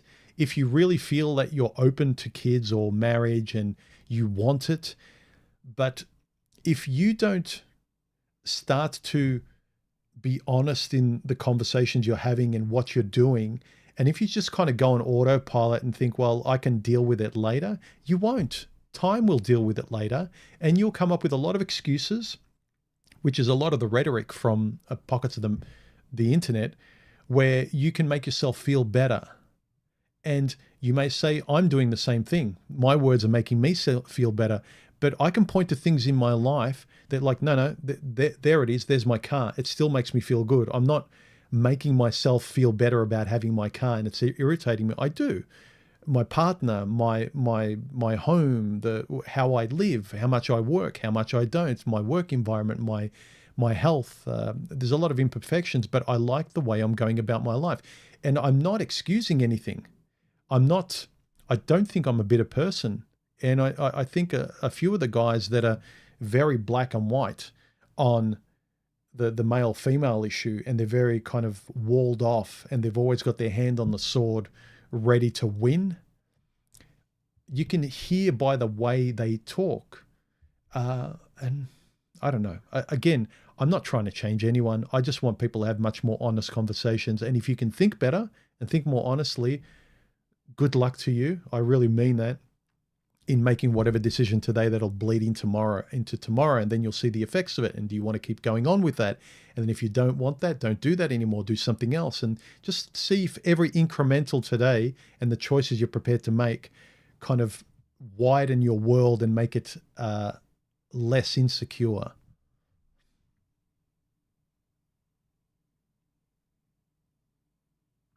Just the Guy says, I thought I heard at the beginning of the chat you make the correlation between people who can express themselves well and good character. I think more accurately, I was saying that people who can express themselves, whether in written form or verbal, although verbal, you get a better sense of them, but I was especially saying in terms of written, because I was describing how I got to know Boffin. Someone who can express themselves well in writing, generally, and it's not 100%, it's like a 85 to 90%, you generally think you'll have a good conversation with them verbally if this is the way they write. And if you can think well, you then if you can write well, if you can speak well, you tend to think better. That's been my experience. And I've heard other more intelligent people mirror that sentiment. I think it was Douglas Murray that said that when he was talking about one of his recent books, The Madness of Crowds. He was saying it's very worrying that people today, they don't with the censorship, they don't speak well. If you don't think well, you don't speak well. And I'm butchering it, but basically he was going along those lines where we're really regressing with our language. And so we're not thinking and speaking well. And as such, no wonder we have the problems in our lives that we do. Let me go on to another comment here. Now, this was a comment by someone who's, disagreeing with me. And fine, you can disagree with me all you want. And he's disagreeing with me on my last stream where I was talking about how I met my woman and the chronology of what happened and how it led to where we are now. So I encourage you to watch that if you want to know the context of this. Chris Palmer says, it's been really tough to watch human and otherwise pretty introspective person gaslight himself and pat himself on the back with self-deluding feathers in his cap, when the truth is that he's doing the same thing he did before, settling. I'm settling because he can't be alone, but preserving his ego like a woman by spinning his deficits into a positive, now a false narrative. Yeah, buddy, you're just shacking up again because you found yourself and learned how to make this time different. Think what you want. Again, it's my life.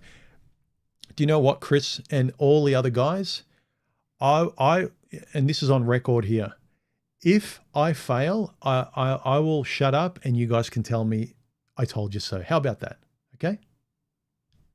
Are we good? You can tell me and I will shut up and I'll let you all just pile an avalanche of I told you so. Are we good? Fine. Okay? It's like, I can't stop someone drinking if I think it's a bad example. That's like bad no matter what, or someone who can have a sip of wine compared to someone who's an alcoholic. And I see the difference in that between guys in the manosphere. There's some guys who are actual alcoholics and women are alcohol. And I get being ultra safe because you can't trust yourself. I see that in the comments of guys are saying, well, I won't go on dates because, women, once you go on a date and you get feelings, they have you.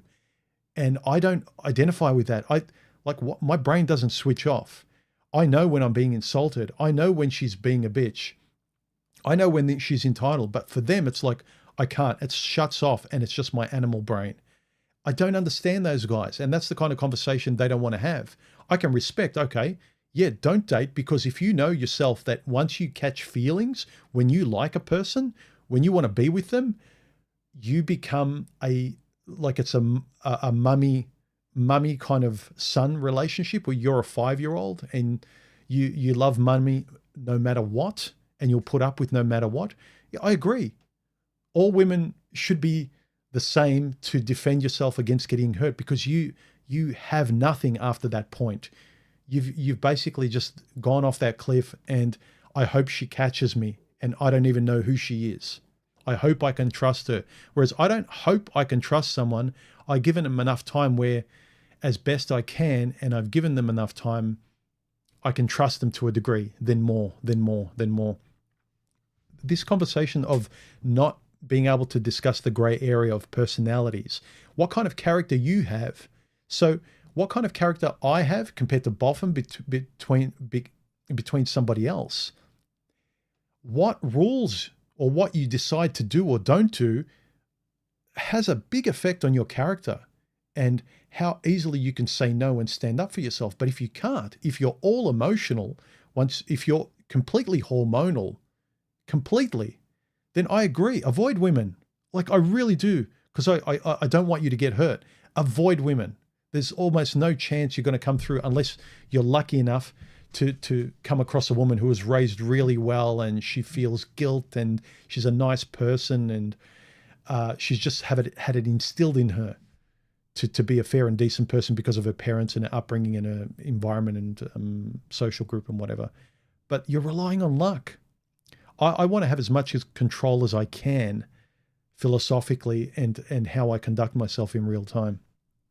But yeah, there were a lot of comments under the last stream where people are LOLing because they think it's a matter of time. But as well, I'll give to you guys, I'm happy to eat humble pie in the future, and you guys can tell me I told you so, okay? But right now, it ain't happening. And whatever you say, like your future predictions, you bunch of Nostradamuses, like, you can think what you want. Sit in your corner waiting to be right. Keep sitting there caring about my life, waiting to be right. I'm pretty sure you've got better things to do. I hope you do. But I think there was a comment about that as well. What's another one? T-Dog says, the manosphere is very good at teaching defense, but few creators take it further and espouse the importance of being open to life. I agree. And I'm trying to do that. I'm not if I'm contradicting the 30-year-old version of me, I don't care. I'm not living as a 30-year-old person. Even if I extend the olive branch, if I'm being a complete idiot, what do you care? It's my life. If I'm drinking myself to a grave, like, what do you care? I'm pretty sure many of you would have much more sympathy than vitriol. But anyway, why am I working myself up? I'm defending myself. I mean, this is the way I am when I was on dates. When I didn't like what was in front of me, I would do this. This is why I didn't go out with train wrecks, because I defend myself passionately in terms of what I believe and what people either impose on me or think is a given. It's like, no, I'll tell you what I think. I'll tell you who I am. That's where this comes from. Not necessarily that I care about naysayers or people that I'd never meet or who I would never consider a friend, or they're my friend when I'm in their church. But as soon as I say, like, the church doesn't fit me, then they want to burn me at the stake. It's like, well, thanks, friend. It's the same where I see women who are married to a guy and who loved him afterwards hate him and want to crucify him. It's like, where did the love go? It's the same with friendship. It's just a very, I don't get it. I do get it from a animal point of view, but I don't get it from a civilized, intelligent point of view. I really don't. It's just disappointing to me, but that is the way it is. Let me see. Any last comments on the stream? Any super chats? Anything you have to say? You want to add anything, Boffin? We'll go for a little while more. I won't end it straight away, but anything on your mind or any comment you've seen in the stream that I might have missed? Yeah, I just wanted to say, Human, I'm really glad that you address some of the negative comments that are pointed your way in these streams and the videos that you produce. And I think the comment being critical about how you're gaslighting yourself and I think it illustrates how hardcore a lot of guys get with some of these ideas.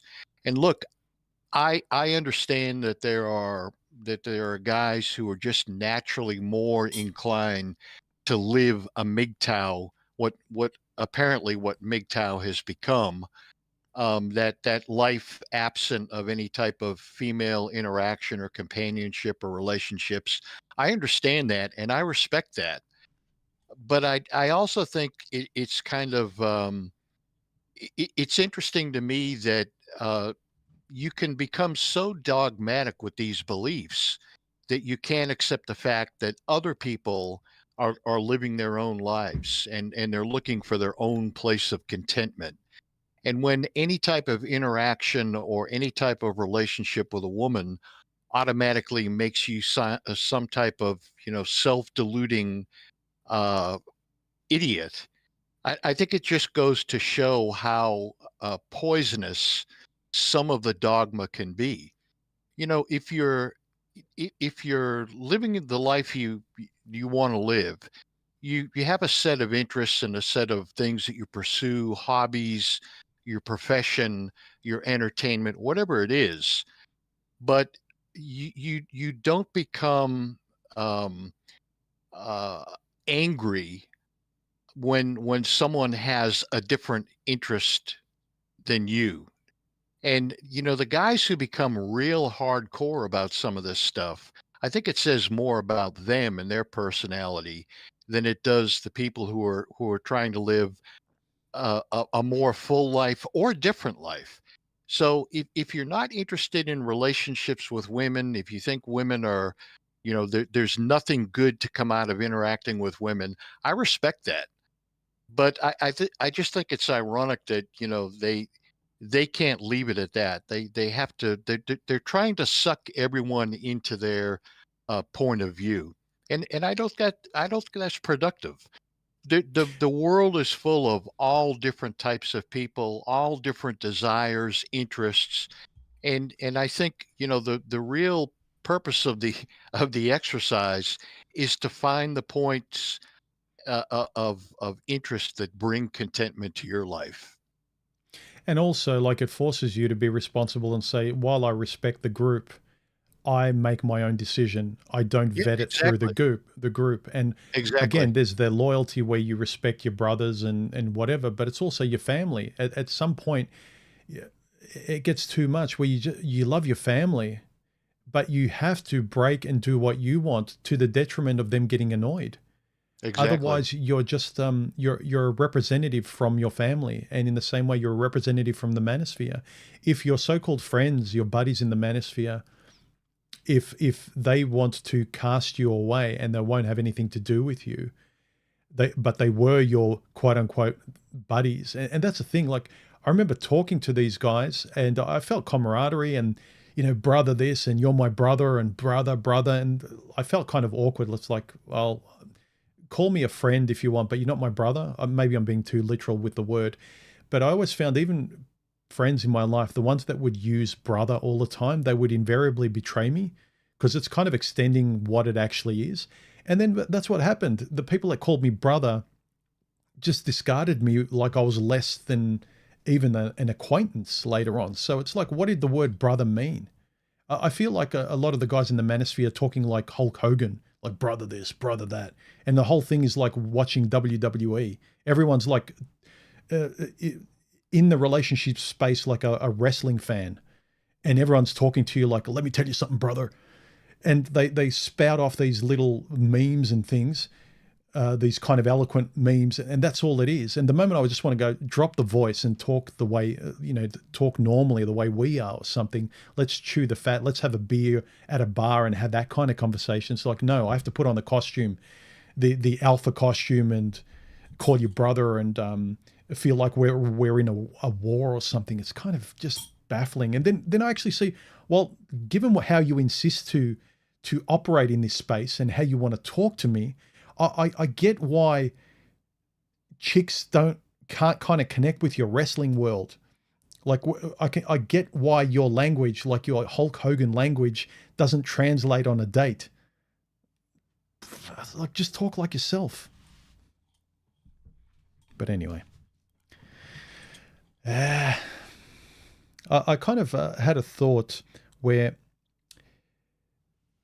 in line with this video, what are you prepared to change? Because I think there's a lot of things that people are disappointed. Like, why can't I lose weight? Or I wish I didn't have that kind of temper, or I wish I didn't put my foot in my mouth. There are little character and life trait things that you wish you could sand away and blunt the edges and improve a bit.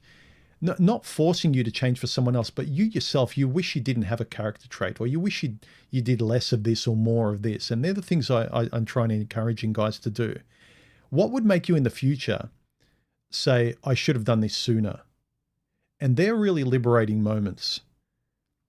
And that's all I want to encourage with these kind of conversations and thinking is, how can you improve now where you can let go of who you were, how you thought, and stubbornly keep recycling the only thing that worked 20 years ago and you found nothing to replace it with, and it's just that ill-fitting shoe that's 3 sizes too small, that's always giving you blisters, I just want guys to think better. Again, it doesn't matter to me. No skin off my nose. Like, I'm not going to live with the results. You will. And if you want to be stubborn and live in your own religion, maybe the religion works for you. Maybe your group works for you. That's fine. But ask yourself some important questions. Will anyone in your group help you move a couch if you get evicted? Will they support you? Or will it be like, yeah, you're still our buddy, but you're off on your own? Who can you count on? Who do you have in your life? How do you speak? Can you communicate your ideas? It's not necessarily about getting a girlfriend. It's about relating to your world better. And this kind of world wrestling view and the wrestling world that a lot of these guys live in, for me, it's entertaining, but a lot of them just think it's real. And you can't tell them it's not. It's like, Santa Claus is not real. Don't talk that way. It's about Santa Claus.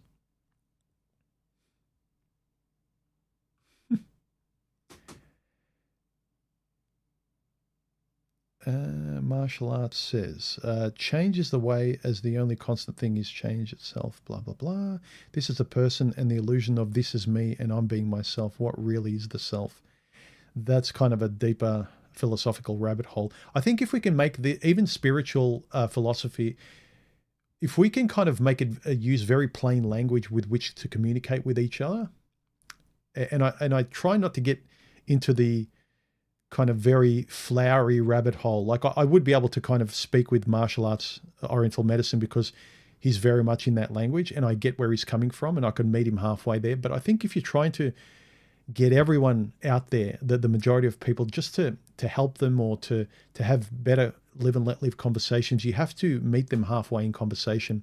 If you come off as too spiritual, you push people away. The Manospherians, they come up too, too kind of PUA macho rhetoric, they push people away. A lot of the times your own attitude pushes people away, and then you excuse that by saying, no, it's them. They're all the same. It's like, well, can you step outside and actually see the way you're talking? They want the chick or the other person to really see them, but you don't care about how they see you. You don't care. You're perfect, apparently. But why can't they see your perfection? Okay, what's your perfection? Outline it. Like, what are the values that everyone would say, that's pretty good. It's not much. Lower your expectations in women to match your own realistic ones, like what you are. If you're like a 4 or 5, it's not just in looks, but in everything to do with your character and your standards. Lower them realistically, objectively, and then you'll have better luck in finding sort of a compatible match if you choose to date or not, But it's just like some of the women, their expectations are through the roof and they're zeros. Like some of these guys, their expectations are through the roof and they blame the world or women or whoever else by sort of not appreciating them.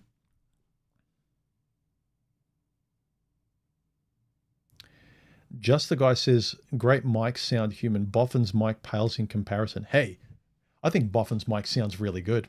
You'll be surprised to know. You can tell them, Boffin. I'm very impressed. Tell them about your microphone. I actually thought it was much better than what it was because it sounds pretty good to me. What is your microphone? Tell them.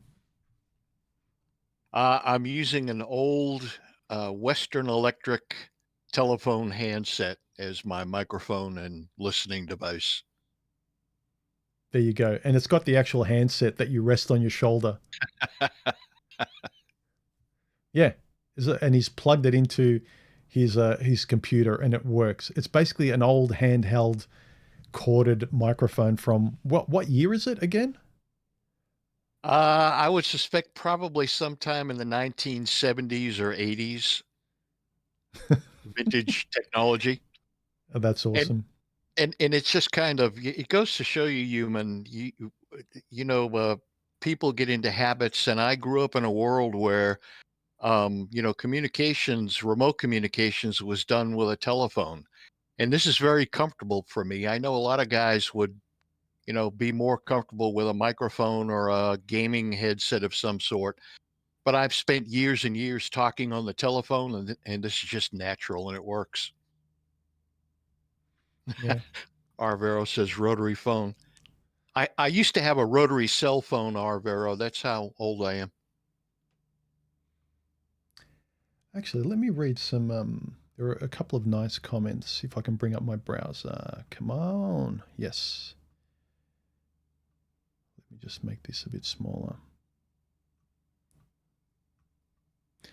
Peg left a message to the title of this video. What could you change about yourself, or what are you prepared to change about yourself? Peg said, although I greatly value peace and solitude, I think it would do me well to add a little more adventure and entertainment. Nothing risky, of course, perhaps attending local music gatherings, fairs, festivals, and classes, seminars more often, getting out there in the field a bit more, and I don't mean on the farm tractor.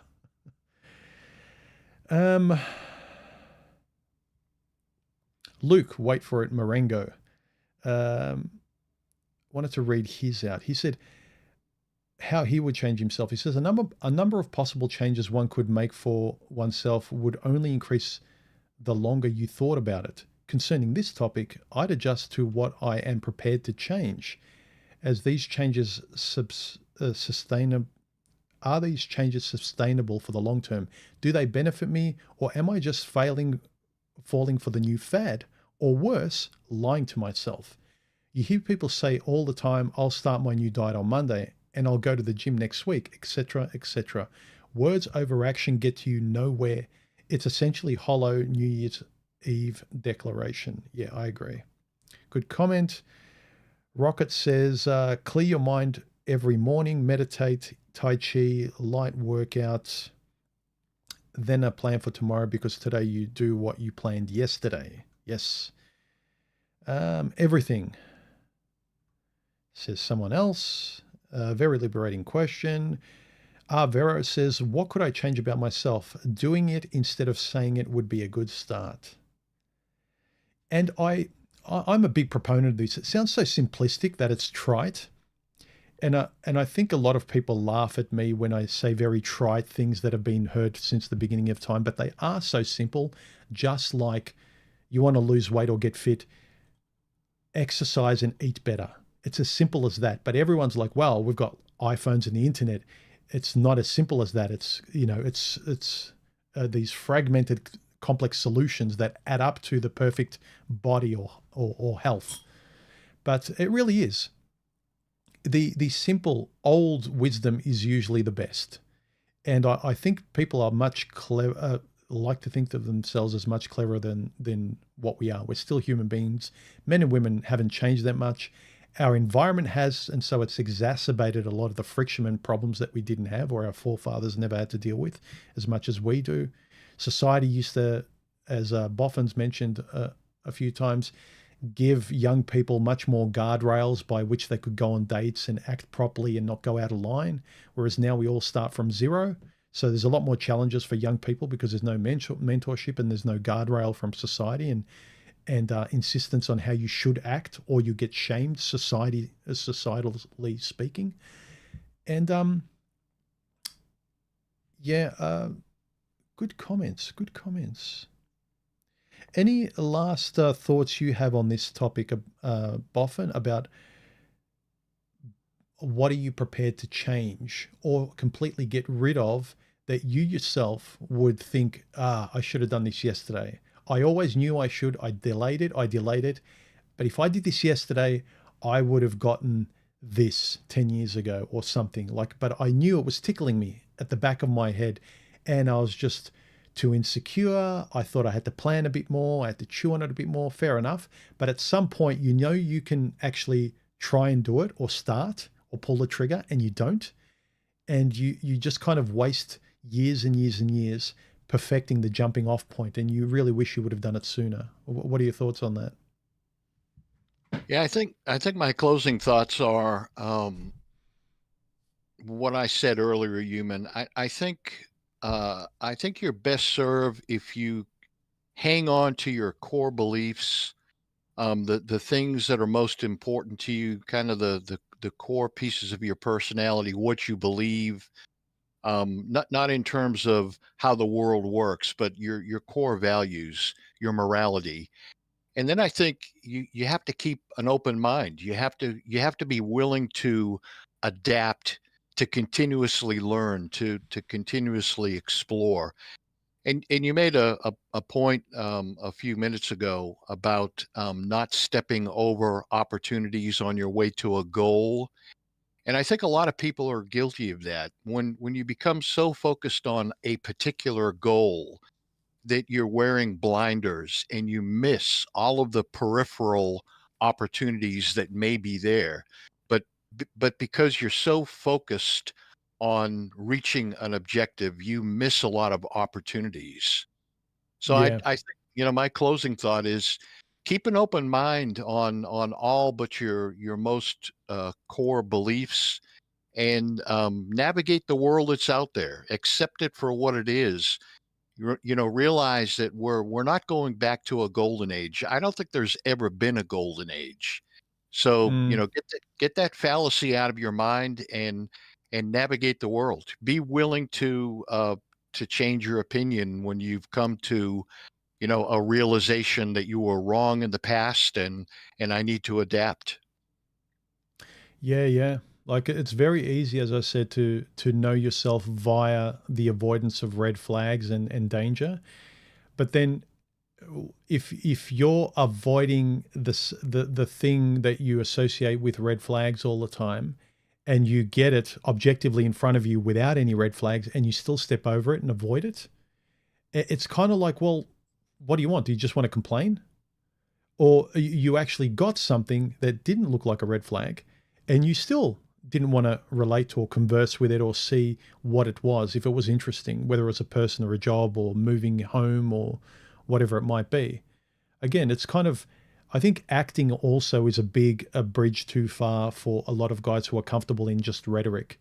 As was mentioned in one of the comments, uh, just thought, idea, and rhetoric alone over action is never enough. It's a poor substitute, and it's a frustrating substitute because you're still talking that way 10, 5, 20 years down the track, and it takes a lot of cognitive will to kind of make yourself feel better by repeating the lexicons in your 50s, 60s, 70s, because in the back of your mind, you know, you know, you didn't go out with that chick, or you ended that relationship, or you're impatient, or you had a temper, or you just were too afraid to leave your neighborhood, or you were too afraid to say enough to one of your family members that kept putting you down. And you can find these really eloquent ways to justify things, which I think a lot of guys think that I'm doing in my eloquence. I'm justifying bad decisions, but again, they're my decisions, and I will own my failures. As I've often in my videos also talked about my failures in my past, but I want to be honest about them like I'm talking to a younger version of myself. I want to be very clear and direct. And hopefully, I wish someone talked to me in this balanced way where, you know, I screwed up, don't screw up, but I'm not going to make you feel bad about what you want to do. But just, you know, think about it. I'm you. I'm thinking the same things. I'm coming across the same problems and the same women and the same environments and the same pushback and censorship. What's the way through it? You know, the speaking, the boundaries, the thinking, the the actions, especially. It just reminded me as a side note, but it's related to this stuff. It's related to action, right?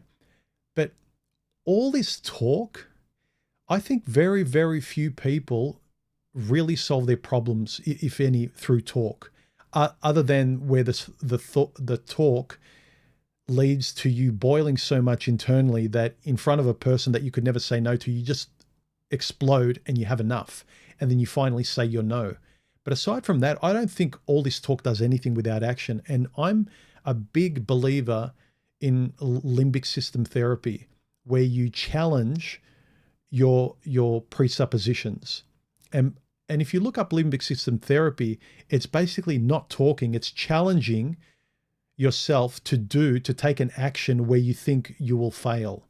And the best description of it is where someone's always afraid, and that's their default state and that's their nature. But then after they take karate lessons, they get a black belt, they're no longer afraid. They've physically done something to challenge their assumptions. And now, counterintuitively, challenging yourself to do something, to act, changes your internal response. Now you no longer identify with that thing anymore. You don't no longer identify with fear. Now, a lot of the ontological people will say, well, that's just kind of mumbo jumbo and airy fairy stuff. You are what you are. It's all fate. You can't change anything. But I would disagree. There is a lot of stuff. You can look at guys that's saying, well, he's just rich. It's like, well, do you think it was an accident? Look, oops, I'm a millionaire and I continue to stay a millionaire. Or this person's confident. We know that someone who runs a business isn't an accident. There's an intention to being and wanting to be a certain way and challenging your fears and just pushing through that stuff. And it's just very easy to say, no, there's no point. And you're comfortable with yesterday's consistency, even though you don't like being there. Anyway, that's all I have to say with that. But I really think limbic system therapy and challenging your assumptions, often counterintuitively, but you know that if you tried, let's see what happens. Like, I think this way, I'm this kind of person, and I don't like that about myself. I'm shy. I could never tell a woman no. I could say there's a chick that you know she's annoying, or you're walking on eggshells, or you can't see it lasting, or she's so, I don't know what, but just give yourself a chance. Just say it. Like, even if you don't care about it going anywhere, if you don't care about the job or something, see what happens. Often what happens is the water is a lot warmer than you think it is. A lot of these fears we have is they are so much smaller than what you think they are. If you can, again, in that way, counterintuitively, challenge your assumptions and who you think you are into being a better person. It's not that better version of yourself, but kind of getting rid of the fear. Like, you wish it wasn't there. And you have to challenge that. That's the only way it's not going to be there. You can't talk your way into overcoming these things. You have to act your way. And getting rid of the talking helps with other people, but with yourself is when you reach the limits of talking and the neurotic internal discussion, you have to act in a certain way and try another way that you feel might not be you, but if it does work out, you'll be surprised. And then you'll start to reevaluate what is possible, what you think is possible. So anyway, any closing thoughts, Boffin? Let's wrap it up. It was a really nice conversation. Yeah, I enjoyed it, Human. Appreciate you having me on. And just a closing thought, what you were just talking about. I think it's important to work on the plan, to work all of this stuff out in your head, to come up with an approach. But at some point, you have to turn the plan into action. And even though you may fail the first time when you get out there on the battlefield, I think the important thing is to get out there, try it. If something doesn't work, go back, readjust the plan, and go back out on the battlefield again. You have to turn the theory into practice at some point. Yeah, the map is not the territory, as Alfred, whatever his name said it was. So yeah, or was it Alan Watts that said the menu is not the meal? So it's very easy to trust the map, but then what happens when the map yeah, it just doesn't really feel like it really fits in well with where I am or what's in front of me or what I feel like or what my taste or mood is. You can't just, yeah, I don't know. Again, maybe it's just me. I'm much more in love with the process than other people. I'm very, very low in goal orientation. But anyway. But again, do what you will, people. I hope the conversation was useful. Thanks, Boffin, for tuning in. I'll catch the rest of you. Hopefully, if you've got a microphone, jump onto Gilded after this. Links to my Gilded below this video and in my About section on my YouTube channel. Learn how to use Gilded, push to talk. If you get on, give everyone a chance to speak. Let's have a conversation. And I will be there probably in 10 or so minutes after I just wrap all this stuff up. Again, I'll do this more often. I'm going to think about who I'll bring on. So any of you people that I know, I might get in touch with you or get in touch with me if you feel like being on the stream, and I'll see what we can do. And I'll see if I think we'd have a good conversation. But yeah, catch you all later. Have a good weekend, and see you in the next video or stream. All right. Bye, everyone.